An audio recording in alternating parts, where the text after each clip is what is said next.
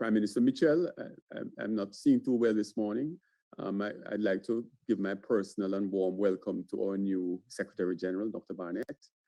Distinguished colleagues, we are, I don't know if I have a PowerPoint presentation, but I suspect I can I can recite it by heart, because even before the pandemic, this has been, for years, our discussion has centered around the future of work. And the future of work, more often than not, has, next slide please, has spoken to the need for training our young people and our existing workforce, so I should say young and old, in digital skills. The reality is that globalization, to a large degree, has made borders, made our geography almost irrelevant. It has created a great threat, but at the same time, a great opportunity. You know, the Chinese character, it is often said, for crisis is a combination of the characters of danger plus opportunity. But the beauty of it is that it has opened up the world of work to our people that is without geographical boundary.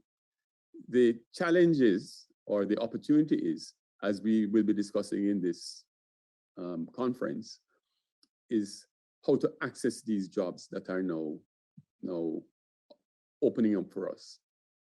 Barack Obama's former advisor, Rahm Emanuel, famously said, we should never let a good crisis go to waste.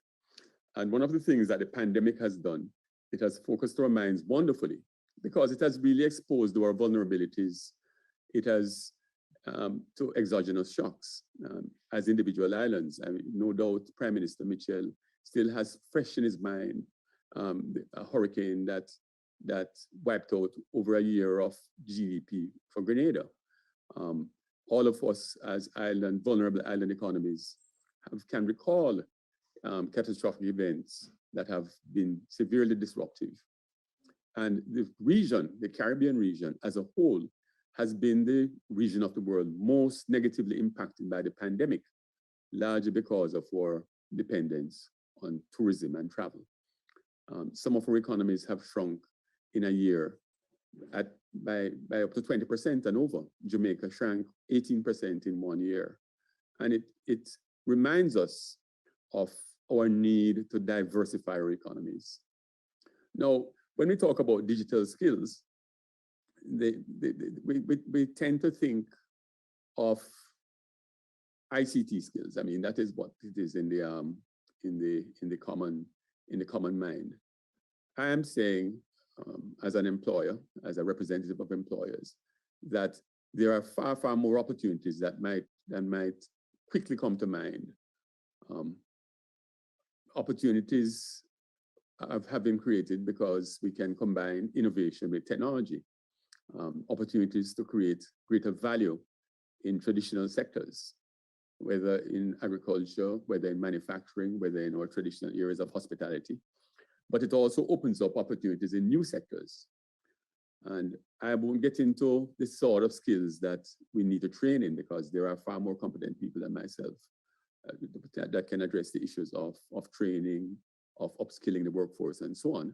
So I want to just leave a few thoughts this morning on where digital skills can create value for our countries. Next slide, please. The first one that I always come upon is in the area of government, in the area of how do we make our governments more efficient? Why do I start with government? Because when we can make the services offered by government, when we can make the operations of government more efficient, because governments already consume the greatest share, well, a greater share than any other single entity or any other single sector of our human and capital resources. I think there are huge benefits to reap in public sector reform, to incorporate, to accelerate the digital transformation. There are opportunities to move more services online There are opportunities to get the benefits and enhance productivity of remote work properly done.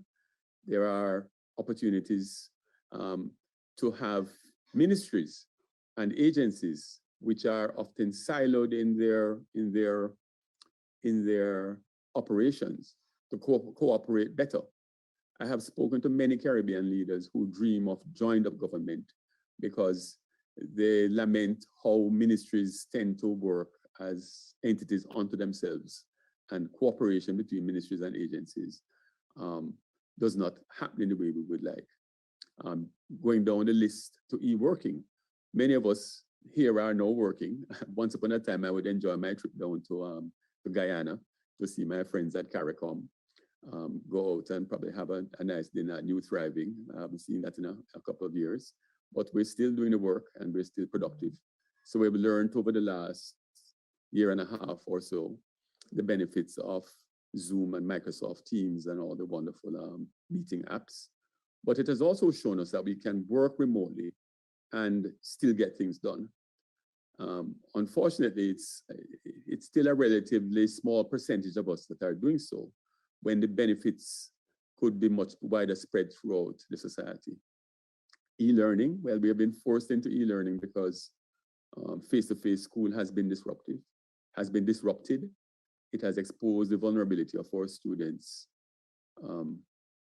who do not have access to the devices, who do not have sufficient access to broadband, to teachers who have not yet mastered the skills of teaching online, to households who don't have supervisors at home. But despite the challenges, we have been forced to adopt more online tutoring into our traditional mix.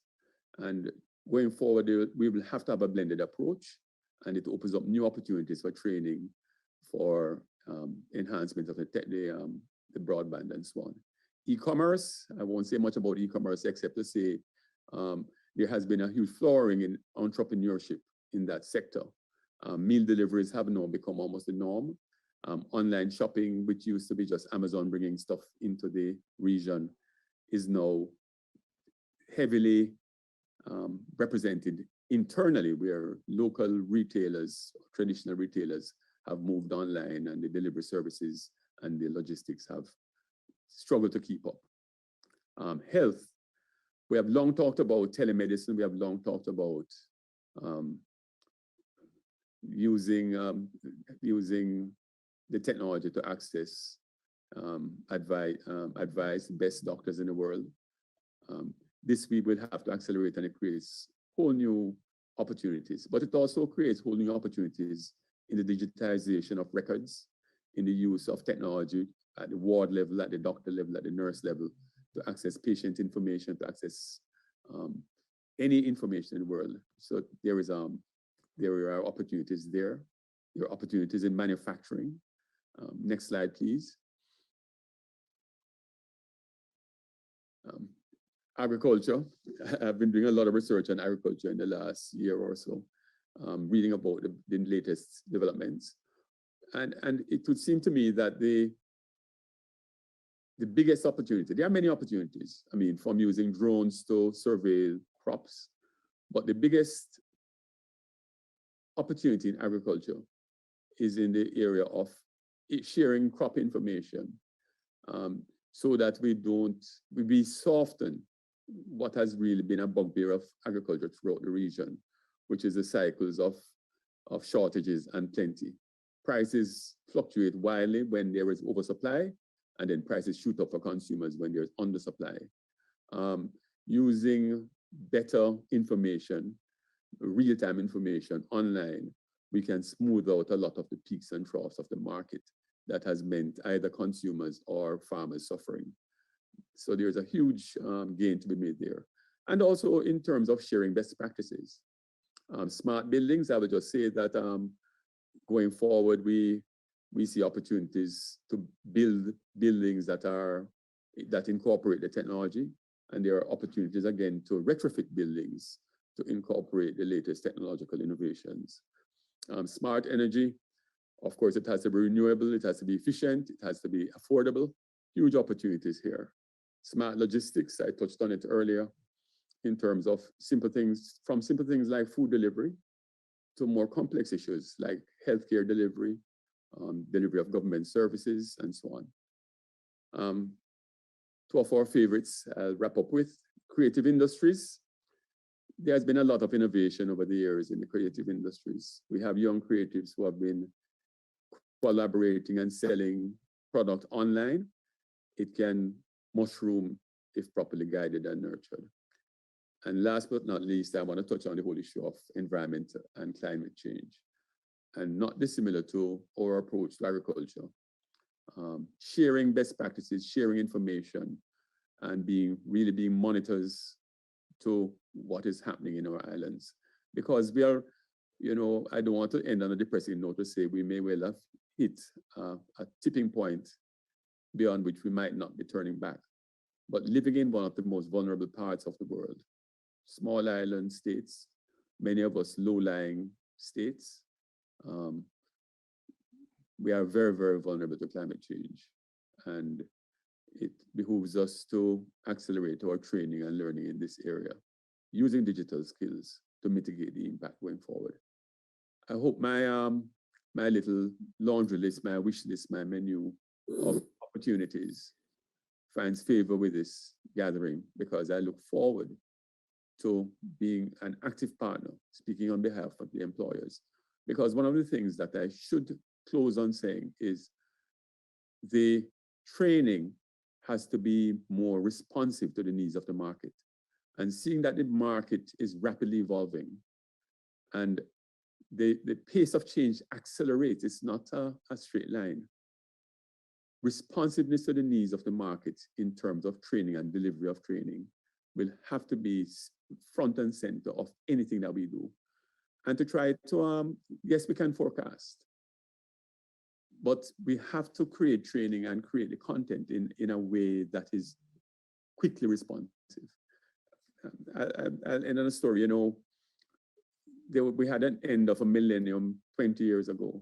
And I was chatting to my brothers recently because I saved the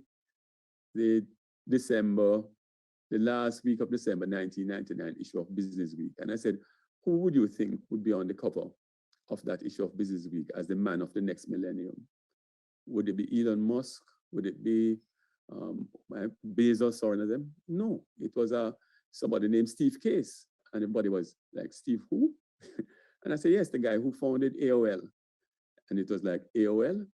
I say, trying to predict the future makes fools of all of us.